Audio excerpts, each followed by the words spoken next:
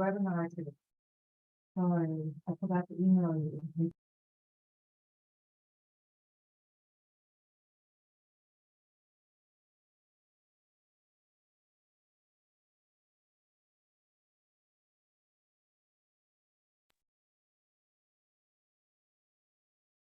Okay, we are gonna go ahead and get ready to get started.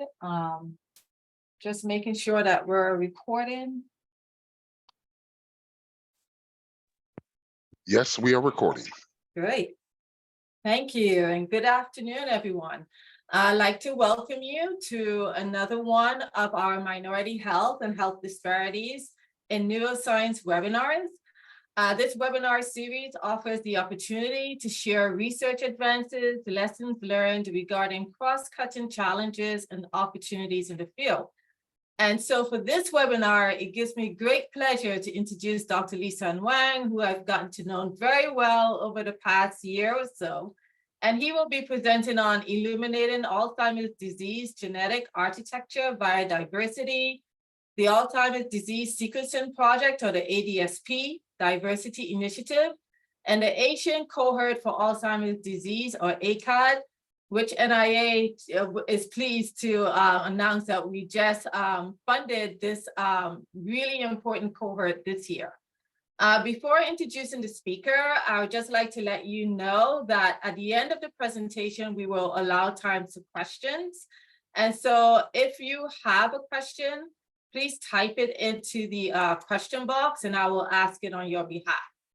Now to introduce our speaker, Dr. Lisa Wang is a Peter C. Norrell, MD professor and the founding co-director of the Penn Neurodegeneration Genomics Center at the Department of Pathology and Laboratory Medicine at the University of Pennsylvania, Perelman School of Medicine. Dr. Wang's research focuses on the genetics and genomics of Alzheimer's disease and other neurodegenerative disorders, and informatics and algorithm development for human genetics and functional genomics. He is the PI of the NIA Genetics of Alzheimer's Disease Data Storage Site, or the NIAGADS. He is a multiple PI of the Genome Center for Alzheimer's Disease, or GCAD. Both are NIA-funded initiatives to support the Alzheimer's Disease Sequencing Project and other genetics research. He's also the founding PI of the Asian Cohort for Alzheimer's Disease, ACAD, which is an international study on the genetics of dementia in Asian Americans and Asian Canadians. So we're looking forward to a really interesting hour. And I'm gonna hand this over to Dr. Wang. Thank you. Well, thank you so much, Dr. Martin, for giving this opportunity to talk about some of these things we're doing. Let me share my screen. Okay. So I work on genetics and genomics of Alzheimer's disease, and as you all know, diversity is a very, very important issue for science, and I'm really glad to have this opportunity to share with you some of our progress, activities, as well as some lessons learned, and look forward to everybody's comments and questions. Start with Alzheimer's disease, and we all know that this is the most common cause of dementia in seniors. It's like largely mostly happening in older people. That is a gradual progressive loss of cognitive abilities, memory, change of personality. It's because of the underlying neurodegeneration in the brain. And it can last, the period of disease varies, but it could last up to 10 years or longer. It's a big health issue, affects a lot of people, and we still don't have effective methods for prevention or treatment. And there's some successful stories of clinical trial, which is really important milestone. We need to do more. And diagnosis of Alzheimer's is actually pretty challenging, as many of you know. The gold standard is still post-mortem autopsy. You take the brain of the patients, you stain it and put it under a microscope, and you look for these two molecular hallmarks. One is the senile plaques, which are mainly formed by beta amyloids, and the other is tangles, mainly formed by tau protein. So obviously, these two proteins play a very important role in the biology of Alzheimer's. And this is what genetics come into place. Genetics evidence shows the importance, especially for the beta amyloids in the biology of Alzheimer's.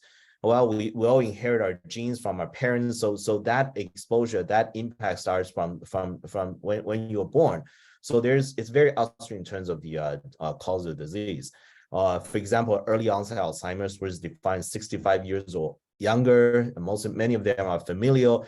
We see mutations in many of patients in the APP gene, which which is the precursor for the beta amyloid peptides, but also mutations in other genes such as presenilin 1 and 2 that are important for processing APP into amyloids.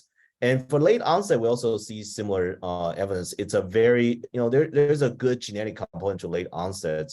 Some estimates reports heritability between 0.5 to 0.7. So genetics play very important roles in late onset as well. But the most common, the most well-known risk factor is ApoE. Is also earlier found by family studies in the 90s. It seems that the biology is associated with amyloid metabolism. One thing I do want to say is we still don't fully understand what is the biology of these two genes. There's still a lot of things we got to understand, but clearly amyloid is very, very important in Alzheimer's disease. So many clinical trials target beta amyloids, and there's a series of clinical trials that didn't work, but every time that happens, it gives us new insight about how to design the drug, or in this case, many of them are monoclonal antibodies. And we start to see a string of success, especially with lecanemab that's approved by FDA, and very exciting results about this new drug from Eli Lilly that was reporting Alzheimer's international conference earlier this summer. So they seem to be able to slow down cognitive decline, but more needs to be seen about the long-term effects and how much, because you need time to study these. And so what does that tell us? Maybe for clinical trial, it's too late to be reversed. You can't reverse. And what that means is you need to look at prevention. You need to target even earlier stage, which means early diagnosis is very important for studying this disease. But maybe there are other targets in addition to amyloids. And what we think is genetics could provide you with these insights. I think one of the most exciting things for the past 20 years is the introduction of genome-wide association studies. They allow us to generate highly confident genetic findings if we're doing a well-studied, well-powered GWAS study. And the idea is this is only possible because of technology advances. You now have like SNP arrays, or even cheaper, even more comprehensive whole genome sequencing is getting cheaper and cheaper. That allows you to genotype, ascertain the genetic variations across the genome for thousands or even millions of people that we can afford to do. So the idea is really straightforward. You look at Alzheimer's patients, you look at age-matched cognitively normal controls, and then you collect their DNA, and then you do genome-wide SNP array genotyping or sequencing, and then you compare them. And you're looking for places where the genetic variation is correlated with case control status or the risk of the disease. And what that means is there's got to be something there in the DNA that in that location in the genome that's associated with the biology of Alzheimer's. And then we study. And sometimes it's really a challenge to find out exactly what gene or genes are for each of the signal. But we're looking for associations that are highly statistical significant, what we call genome-wide significance. And these usually are highly representative of findings that give us confidence so we can continue to focus on. But in order to reach that significance, you need large samples. That means we need to get everybody together to work together. So here's one example. Alzheimer's Disease Genetics Consortium is one of the earliest collaborations in Alzheimer's. There's other studies as well. I'm affiliated with this. PI is Jerry Schellenberg, and he had this vision that we need to get all the samples together so we have the biggest statistical power, high quality data. And that's when, for example, Alzheimer's centers that NIH set up play absolutely important roles. Some of these centers have been recruiting participants, very well characterized clinically, and the DNA and the phenotypes are already available. Some of these are 20 years old or even longer. So we work with NAC, University of Washington. We work with NACRAS, Indiana University, to identify subjects that are appropriate for a GWAS study that fit the enrollment criteria, and we genotype them quickly. Together with other collaborations we have on other cohorts, some of them are different populations, we're able to assemble a big data set. But even at that, that's not enough. We are collaborating with international collaborators. IGAP is a perfect example where we're working with researchers in Europe, focusing on non-Hispanic white European ancestry, and in order to have even bigger samples. This is a little bit outdated. We've published a series of, I think, important classical flagship papers, starting with the 2013 IGAP paper that's still considered a classic, Lambert et al. In Nature Genetics, followed by, for example, 2019, Brian Kunkel's the first author, and it's published in Nature Genetics that added 5 more new loci to the 20 genotyping one that was reported in 2013. And this is a Manhattan plot. What you do is you look at every genetic variation, and you draw them along this along the location on the chromosome, starting from chromosome 1 all the way to 22. Here we're just looking at autosomal, and the y-axis is the minus log 10 p-value. The higher it is, the more significant the SNP is in association with Alzheimer's risk. And you can see APOE here. The other blue ones reported previously. The 5 variants report, we finally have statistical power that can discern them. And when you look at all these things on Gene-wide, it gives you additional insights. For example, you can look at the genes that are affected by these variants, and you look at what pathways are perturbed. That gives you new idea about what to explore. In addition to just individual loci, this is really, really useful. There are other research questions that people ask as well. For example, can we take all these SNPs to build a risk model for what is the lifetime risk of a person developing Alzheimer's? That's we call it polygenic risk scores. That's another very, very hot topic that people are looking at. There's another paper that was followed with that, 2022. In addition to additional cohorts, we're also using UK Biobank. That's a population biobank that I think the diagnosis for Alzheimer's is not going to be as robust as the others, but it has really large population control, and it gives you more statistical power. And that boosted the number of loci to 75, with 42 novel signal compared with this previous paper. Some things we do notice is there are loci that are associated with other neurodegenerative diseases like frontotemporal dementia. That was where reported. So we're not exactly sure whether it's maybe like diagnosis is not as good, or indeed there are some interactions with Alzheimer's.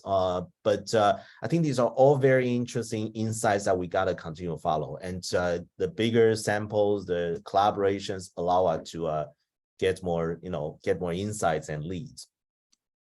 So there are other kind of studies that people do for GWAS as well. We build this resource called AD Variant Portal, and I include the URL that it collects. It's curated by experts that look at genome association studies and identify the top instead of the whole genome, but most of the paper only report the top results, and we collect them. And there are a lot of metadata associated with it, including what population did the GWAS come from, and what are the cohorts. So I think it's a useful resource.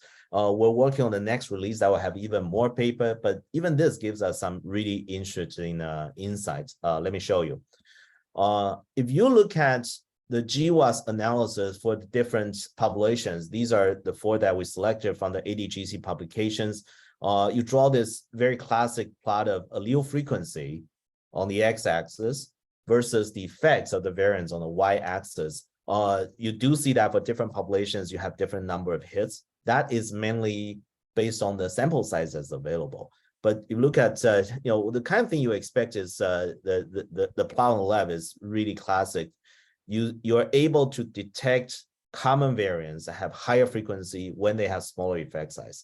But for rare variants, that could be rare in this population, but common in the other. That could be a scenario. Then you need either more sample size or stronger effect size. So you have these 2 diagonals to see that.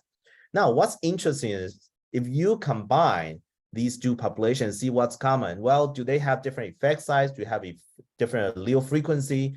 And of course, you have fewer loci, but still gives you some insight. That indeed is the case. Some of these variants are specific to populations. And in this case, you do see that you're able to These are variants that you see in non-Hispanic whites that you have bigger population. It's common variants, it has low effect size, but you have not population sample to detect that. Some of them harbor rare variants that have stronger effect size in the African ancestry. So you see the shift towards top left or lower left. So what that means is when you're looking at variants, the sample size does make a difference on what kind of variants you look at. But occasionally, like you have other situations as well. I think this is a very interesting story. SORO1 locus, it was first reported in other populations as well, where it's very interesting. It has always been very promising, but it didn't reach genotyping, not quite. But we find that this is a very complex gene with a lot of different variants in it. And many people have really looked at this very closely. It's until ADGC published a GWAS that looked at Korean and Japanese GWAS that we found this thing right here. It has a higher frequency in it. And that's the first time this locus became genome-wide significant.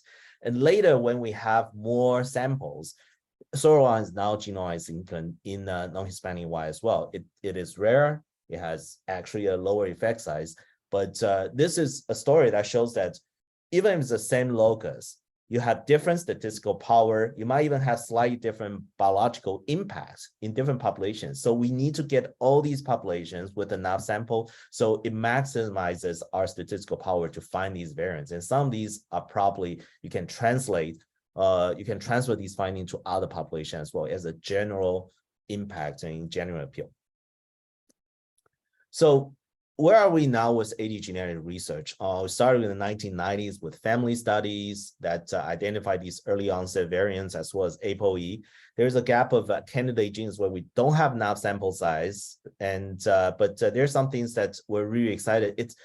I think a lot of people reported findings, but not all of them turned out to be genome significant replicated. It's until when we start to have GWAS that we have these high confidence findings and continue to have new samples. And I think the whole genome sequencing, especially now that the cost of sequencing is getting lower and lower, it really gives us new opportunity to look at rare variants, mutations, as well as structural variants that you can look at with the SNP array. So I think there's still a lot of things that remain to be discovered with AD genetics.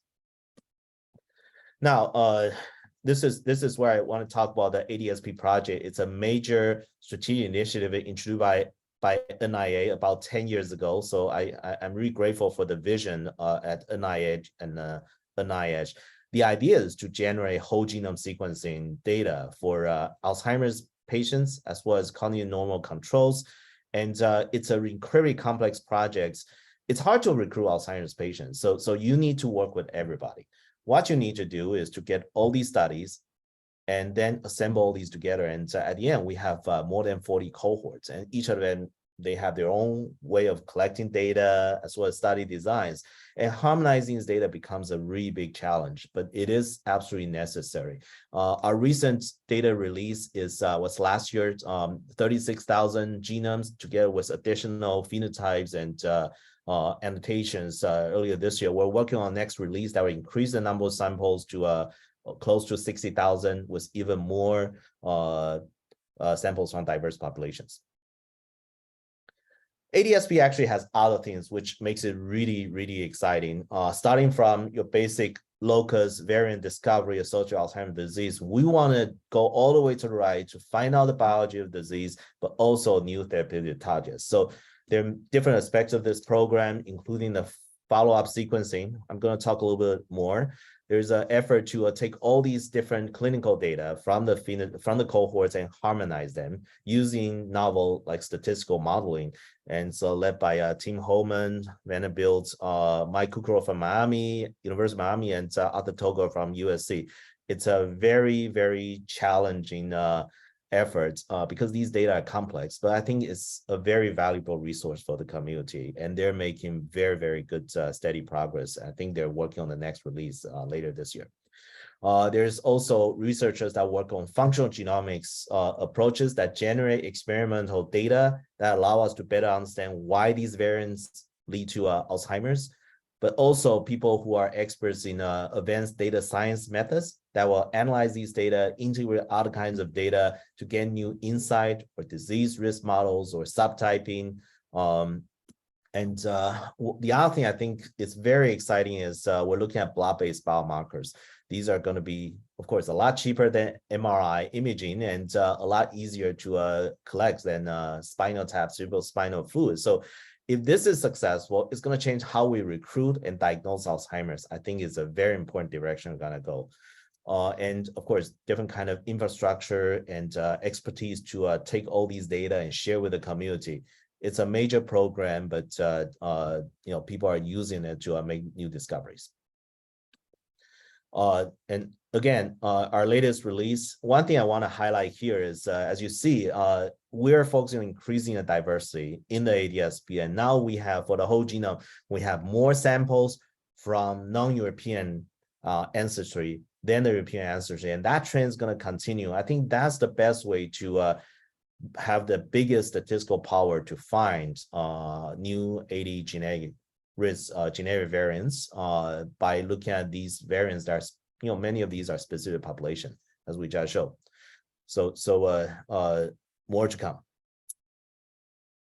Now, going back to diversity, which of course we cover a little bit, it is a big issue in genomic science, as well as other fields, but especially for looking at human genetics. I want to remind you of this Cell commentary that was published in 2019, and 3 authors, I know 2 of them, Scott Williams and Sarah Tisco, and Scott is also associated with ADSP, that really remind the community that there's a lack of diversity in the papers, in the literature, as well as the samples that we gather for human genetics.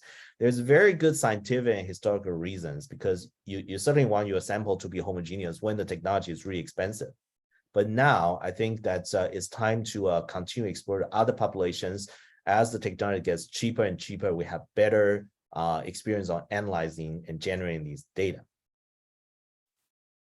It's also a bottleneck for Alzheimer's, and as you know, ApoE E4 risk allele increases risk for Alzheimer's disease in many different populations.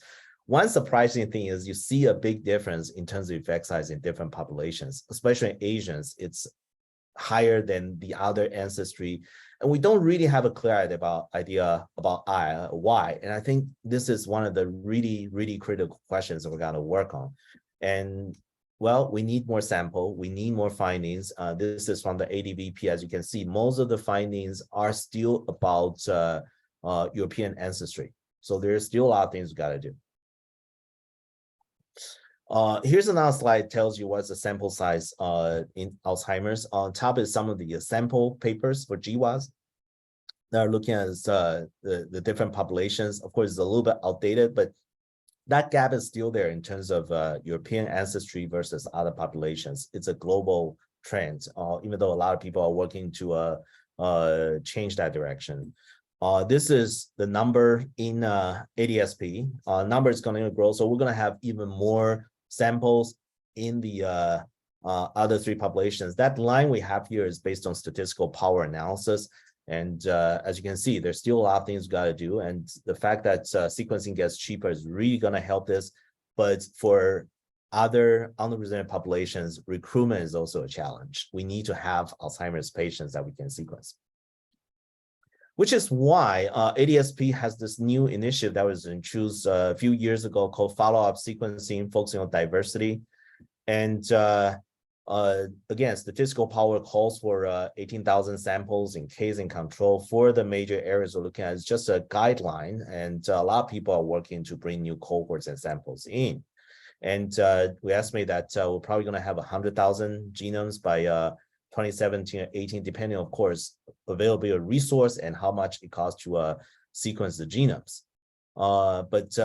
Now we work with cohorts researchers in America to increase this number, but that alone is not going to be able to reach these targets. So we work with other countries as well. It has to be a global effort for all of us to work together to have enough sample size for these populations.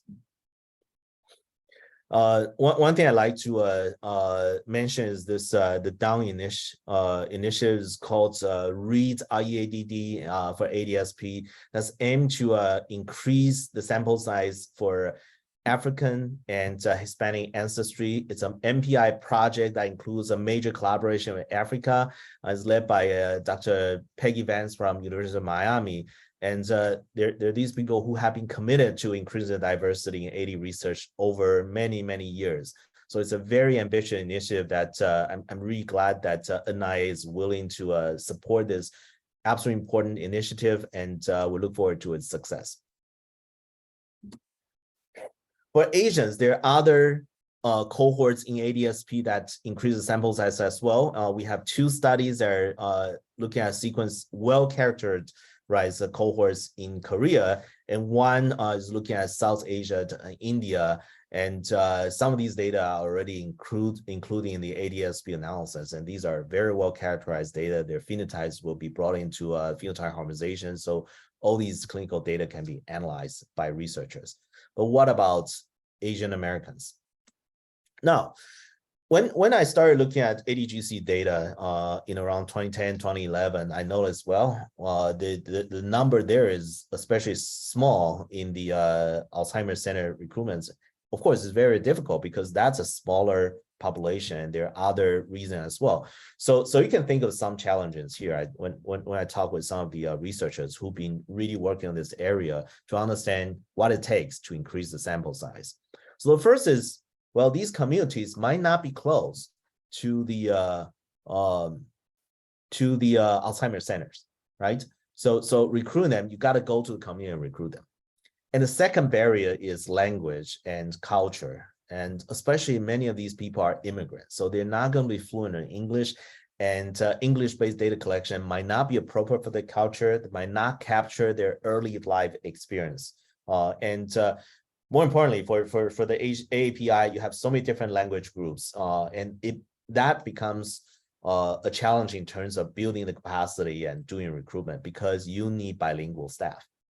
There's a lack of funding and actual recruitments, but this is something that takes time to resolve, and I'm really glad to see that NIH, especially NIH, really have the vision to start investing. And I see other studies like ACAD or DON that's being set up. So I think this is a major direction to go to. And the last is, I think it's another thing that's hard to measure, but absolutely important for underrepresented minority populations. You got to be very, very careful and respectful when you reach out to them. You want to build that trust and connection over the years. It's not something you can do overnight. And the last thing you want them to do is, well, I'm giving you all the sample and DNA, you take it away, publish paper to go away. No, we want them to understand why it's important and see what are things we can help them. Even understand their needs and reflecting that to communities is very, very important. So which is why we started working on this project. Many of us, some of them even in this area longer than me, but we're really glad that we got everybody started talking and thinking about how to do this so it will happen. You have build a sample that's big enough, meaningful for AD genetic study. And that's where ACAD came into place. It's a MPI project. In addition to the 4 MPIs, there are many other investigators that contribute to the design and implementation of the program. It's an international study that has 2 sites in Canada and 7 sites in America. Our goal is the latest funded U19 project is going to recruit 5,000 participants. We hope we get at least a third of them are Alzheimer's cases. We're focusing on 3 language groups initially: Chinese, Korean, and Vietnamese ancestry. It's a reasonable, diverse range for the entire API community, but and we got to start somewhere. And even that, it's a lot of challenge to implement because you need bilingual staff, but we continue to think about how we can expand the representation. We use the community-based participatory research principle, CPPR. We want to develop culturally appropriate strategy and protocols for data, for recruitment, as well as data collection. And we collect DNA, either from blood or saliva for genetics. And if we can get blood, we generate plasma for blood-based biomarkers. Again, I think it's absolutely important that we develop, as this is a hot topic on Alzheimer's, it's important we develop a guideline on how to collect and generate blood-based biomarkers with the right cutoff, for example, that's appropriate for the population we're looking at. So what are goals for our ACAD? Certainly we want to increase representation in the science of Alzheimer's. We want to look at the genetic and life experience impacts on the risk of Alzheimer's in this population, how it's different from other populations. We want to develop best practices for studying, recruiting, engaging, and that also gives us some insight, better understanding about this population. You know, even though I'm an Asian American, I'm an immigrant, and there's still a lot of new things I discover and learn when we're doing these projects. It's an incredibly complex and diverse group that we need to understand better. We want to do education outreach. We want to support the participants. We want to generate information and reflect and understand their needs, especially with patients who got Alzheimer's, and they're going to be really, really like concerned and nervous. And well, for example, it would really help you have the material that's translated in their language. So we want to continue that conversation. And the last is, of course, we want to generate data as well as biomarkers and risk models that are appropriate for this population.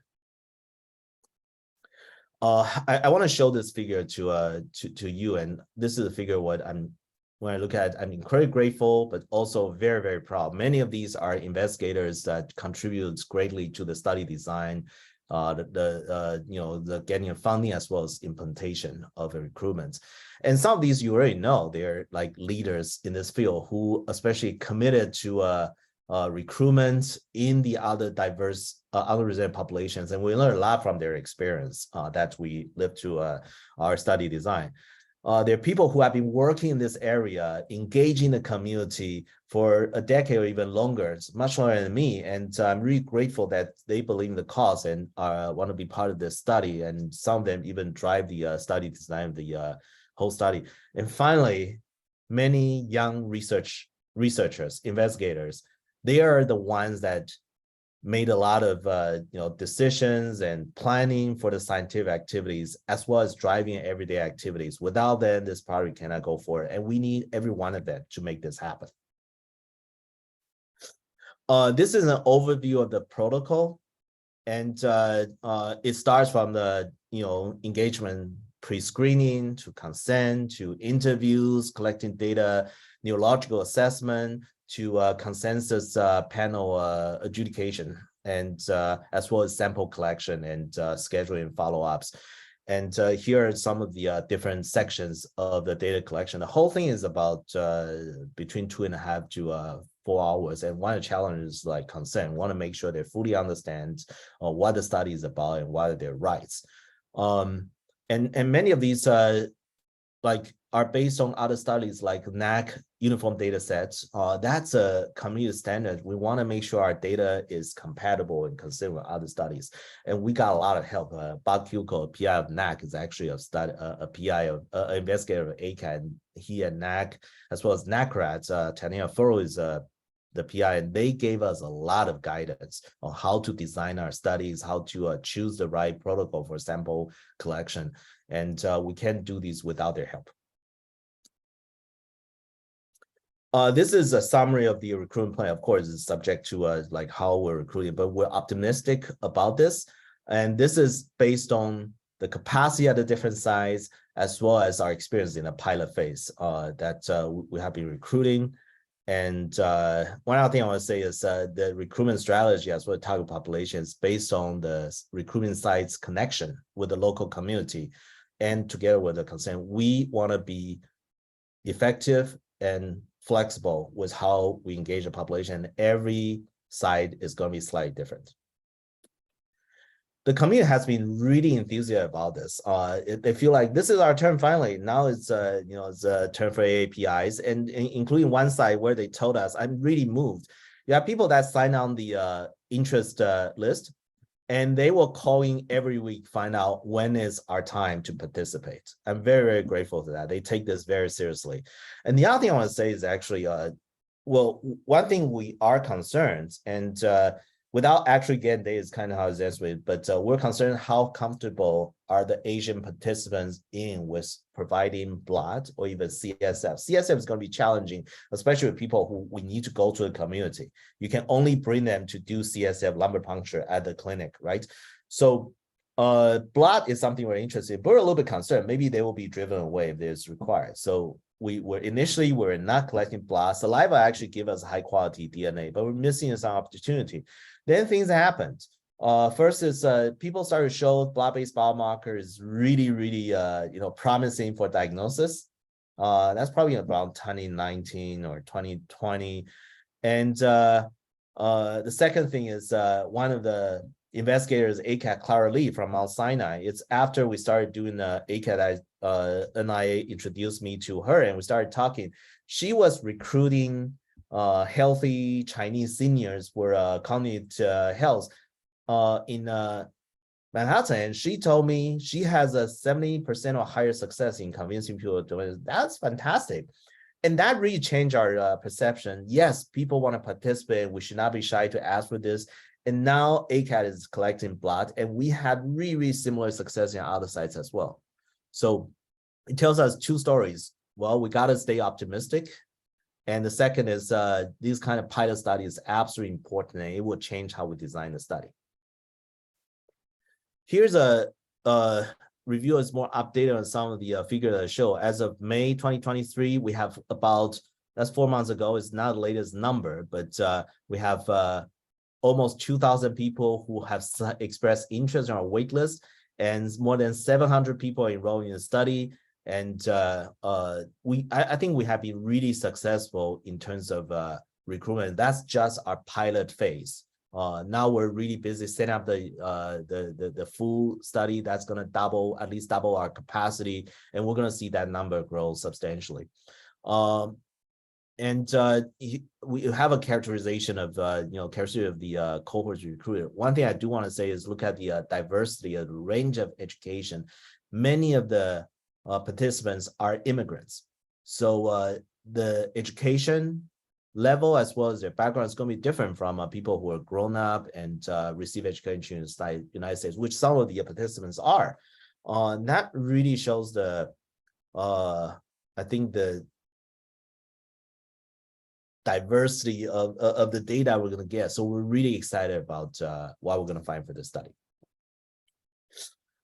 Together with the recruitment data generation, we do have 2 projects that will analyze the data and make scientific inquiries. That includes, of course, want to do GWAS with the data we get, looking at genetic variants associated with AD risk in this Asian Americans and Asian Canadians. We're looking at blood-based biomarkers, but that allow us to look at how the variants are correlated with their levels. That's really important for these kind of studies. We're collecting different kinds of data on behavior, life experience, exposure, as well as social determinants of health. And we're going to look at the interaction with gene environments. But while we're doing this, the resource, the data, the material, the tutorials, and our experience as well as training material, they will become useful resource for other studies, other investigators who want to set up similar studies. They will look forward to supporting them and working with them. This is an overview of the first project. In addition to GWAS, which we're also going to collaborate ADGC, collaborate ADSP, and collaborate with other international cohorts to increase sample size. We're also looking at expression, the quantitative traits, looking at genetic association with plasma biomarkers, but also we're going to build polygenic risk scores, a risk model that's appropriate, that's specific for the population study, which is going to be different from other populations. And that allows us to do a lot of interesting scientific investigations. The other thing I think is really important is the plasma bias biomarkers. And you're going to see it's probably going to have different dynamic range and average value as well as cutoff. And you need to know that for the different populations in order to have better and more accurate diagnosis. So this is also important for recruitment as well as clinical trials. We're looking at other kinds of non-genetic risk factors as well as their interaction with the underlying genetics, in addition to demographics, but also we're looking at lifetime cognitive enrichments like schools or reading or different kind of activities. We're looking at social determinants of health, income disadvantage. We're looking at other, say, cardiovascular, BMI, risk languages, their medical history, physical activity, as well as diet, and other things we're looking at as well. And all these things. And one thing we're really excited is when you compare these data with the cohorts in Asia, you suddenly have a natural experience. You have people who have similar genetic background, but very, very different lifetime exposure. And that comparison, that is going to be really, really interesting scientifically. ACAD is going to have impacts on the clinical effects of Alzheimer's disease care or treatment. And here's some of the things that we can think of. Certainly new biological insights, new therapeutic targets that are more specific for the population we're focusing on. But we're also, that will lead to early diagnosis as risk modeling for this population and maybe preventive measures. I think it's really important that that's effective for the Asian lifestyle. And finally, it gives us way to characterize the cohorts, and that will help us increase the representation in clinical trials, which is very important for all these therapies that develop. We want to make sure they are effective for the population to look at, but also the harmful side effects is low, or at least we have a way to look at people who are at risk for that. Now, I also want to take this opportunity to just share with you some of how I feel and the lessons I learned about setting up this study. And it took a long time, and there are some lessons we learned that hopefully you find it useful. How do we make ACAD happen? It's certainly there's a big part of this luck, a lot of things that we can control, but we consider ourselves really fortunate to have a lot of help from everybody. But here are some things that I think we made the right decision from the beginning that increase the chance of success. The first is we want to leverage existing expertise in infrastructure, never reinvent the wheel when you don't have to. And we got a lot of help. That allows us to save time as well as avoid failures that, mistakes that you may have. That includes the protocols for sample collection, the study design for the data collection, and the infrastructure, connection, and expertise on actual recruitment, genotyping best practices. And some of these for data collection, if you want to do cognitive tests, you want them to be validated for the particular language. And here's one example of what we got help from GARD, which is one of the ADSP studies. And we know them over the years. They're very kind to help us with setting up the recruitment of Korean Americans. And a lot of people who have been, working with the community over the years, they are very generous with helping us engaging the communities.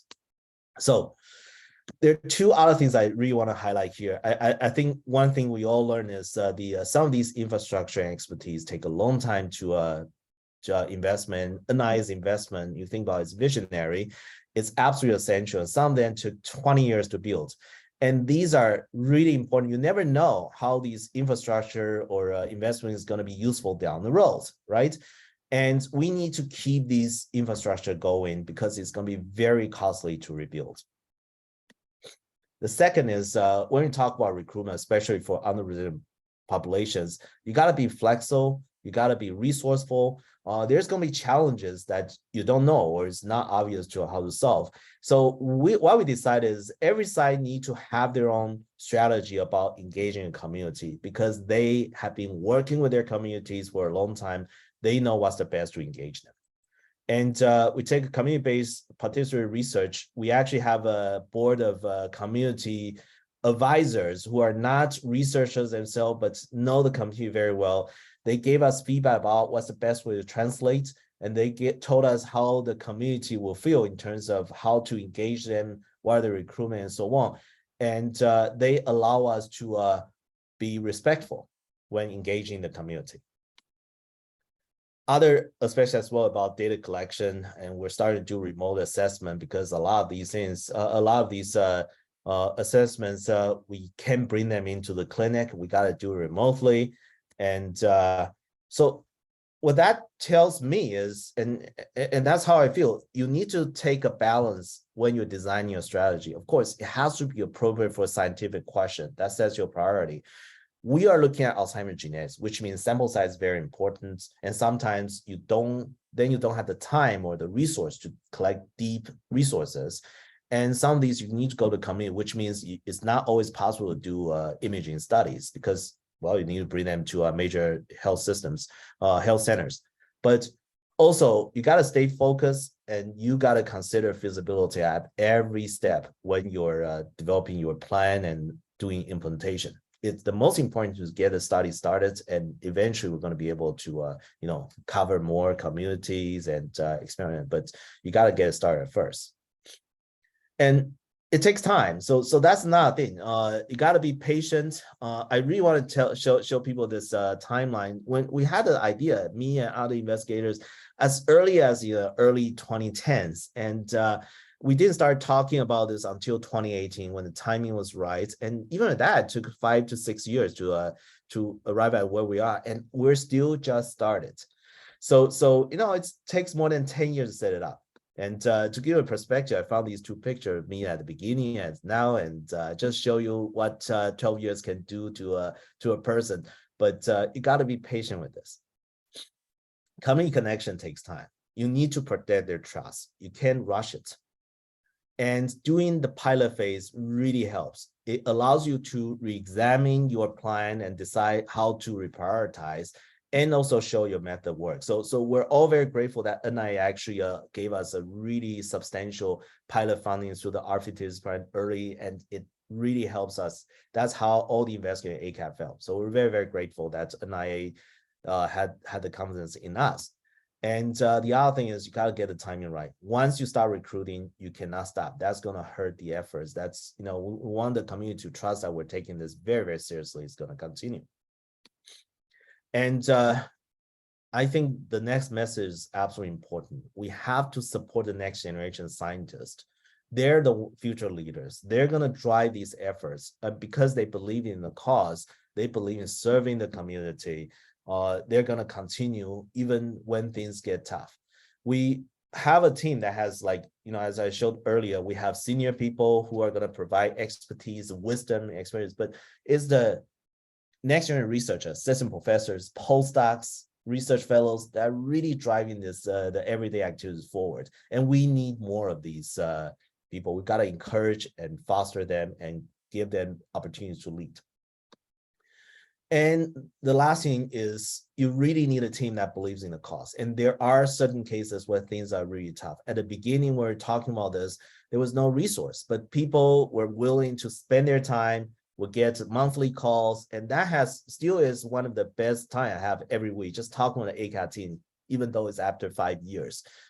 We'll see as 7 years, but I think that's going to be certain. These are fantastic people. And at some points, we're concerned whether it's going to happen. You have to believe in the cause. You have to have the team that we together believe this has to happen for something like this to proceed.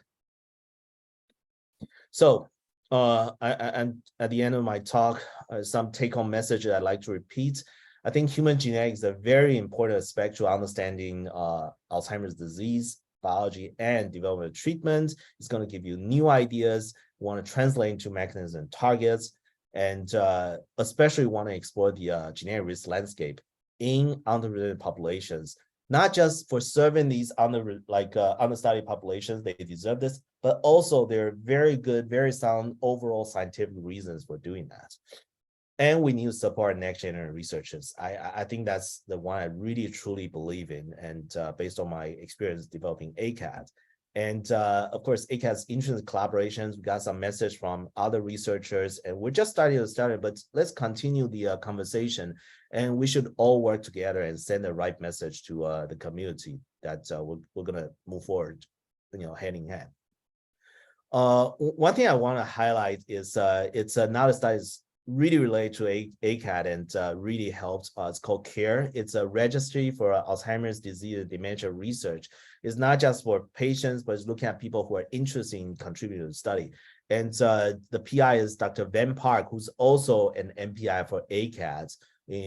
responsible for outreach and community engagement. It has been really successful. They have more than 10,000 people on their registry, and they're going to get additional funding at NIA. I'm really glad that NIA believes in the importance of these studies. So have a look at their website.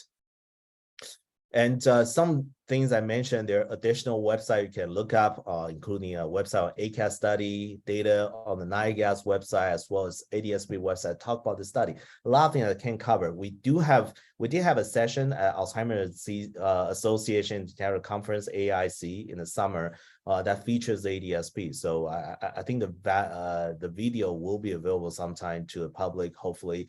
But if you have registration at AIC, you can have a look by logging in.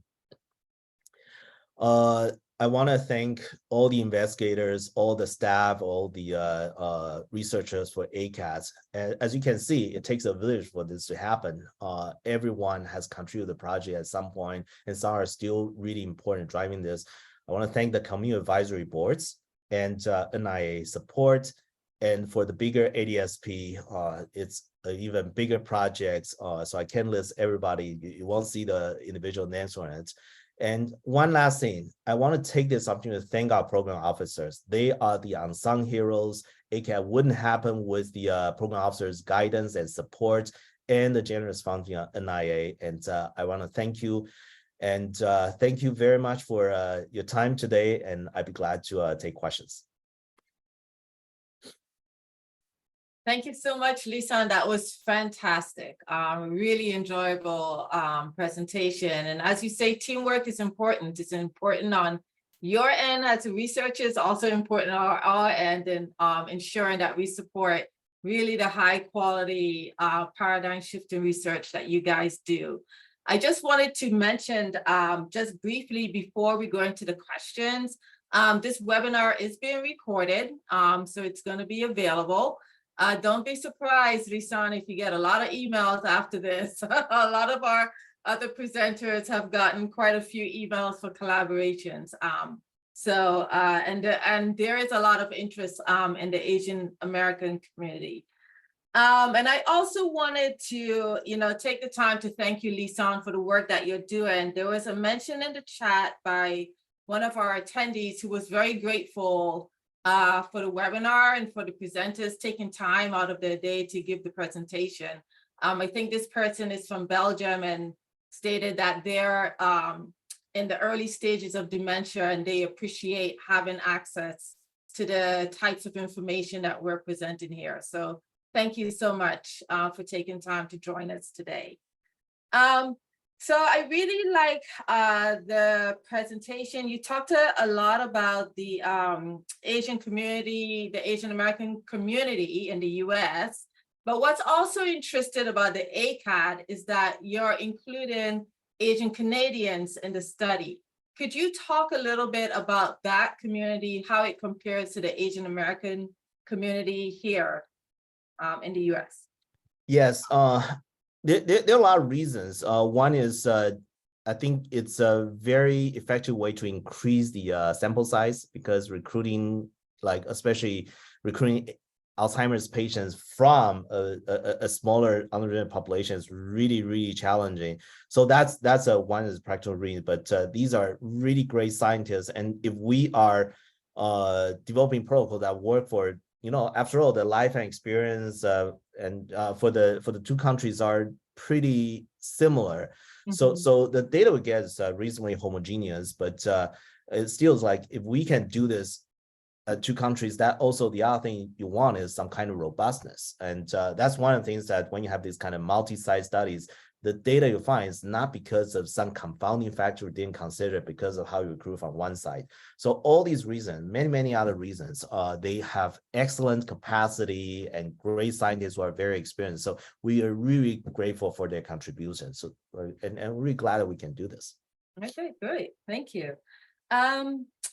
And I'm glad you talked about your young investigators, and we were very happy to be able to support Dr. Park and also Dr. Lee with their first R01s this year. So adding even more data and infrastructure to what you're already building upon ACAD.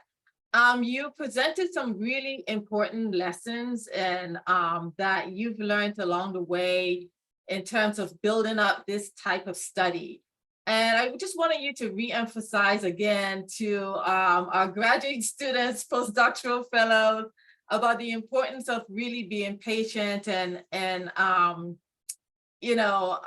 ensuring that you're building networks and collaborations. What are some of the additional lessons learned, if any, you would share with them about doing these types of studies?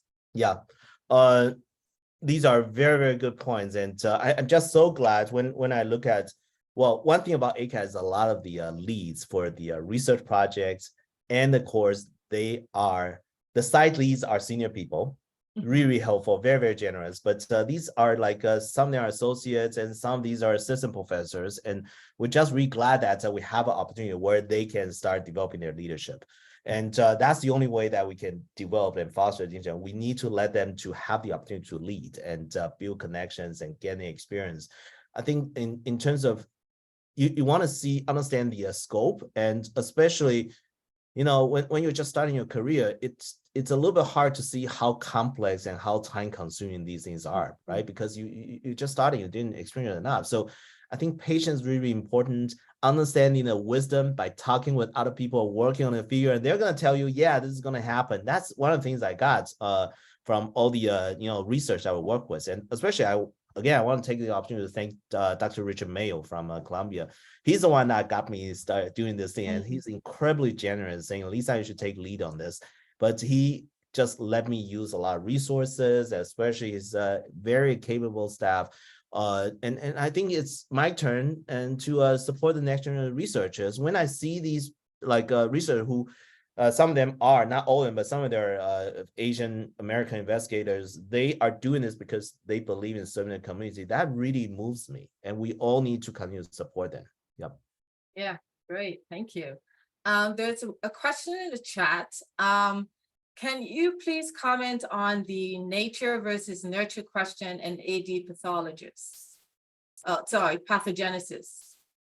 Oh, that's a really tough question. And that's the thing that's why we want to do this study. So you want to look at different factors that vary so you can test your hypothesis. If you have a population that's really like a uniform homogeneous in terms of one aspect, say exposure or genetics, then what you want is there's variation so you can compare different groups. So that's what diversity is going to give you scientifically.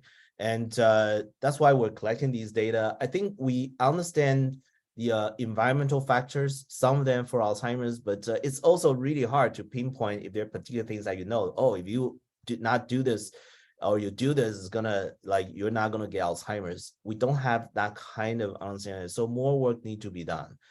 So I don't have definitive answer. What I can say is that's something we got to work on, and doing this kind of thing. Collecting, I would say one of the challenges, some of these exposure probably happen early in your life stages, right? But it's going to be hard to get that information. That's why we're trying to ACAD. And some of these is going to be recalled from the patients, which might not be 100% reliable. But we got to try. And doing longitudinal follow-up studies or prospective cohort, which is really expensive, at some point is also the only way to get an answer for this. Yeah. So we'll see. And you did mention too that quite a few people within your study were immigrant populations. So how do you, I guess there's that additional challenge of understanding what the exposures were in their country of origin, and then how those change once they came to the US. Do you think you'll be able to capture any of that information in this study? We do ask them about their immigration history, but it's not like very, very deep. We got to try something. And if they're really good questions, I think there are ways, because the cohort hopefully is going to continue, and then we can add these additional questions by recontacting them or doing a follow-up. I think one thing I didn't mention, but I strongly believe in this is the case, is you have to understand the history of Asian Americans, the immigration history, to be more effective at recruitment, to understand how to interpret results. And you look at, say, Vietnamese and Korean, probably a lot of them are immigrants. But you look at Chinese ancestry, that's a lot more heterogeneous, and there are multiple ways of immigration. And understand that is really, really important. There also comes in with one other challenge, like Cantonese versus Mandarin. And even though writing is very, very consistent, very similar, the pronunciation is so different. And it's more expensive when you have more people doing that. So all these are really big challenges that our study is trying to overcome. It's an incredibly complex question. It is. It's a lot to think about also. There's one additional question here. Considering that Asian Americans and their insular counterparts, example, Japan, Indonesia, Philippines, have very different exosomes, do you have future plans to utilize these populations for comparative analysis for gene-environment interactions in AD? That's an absolutely important question. And it's something where I hope I can do more, but at the beginning, you got to focus. And it's actually one question many ask, why you're focusing on the three populations you just said.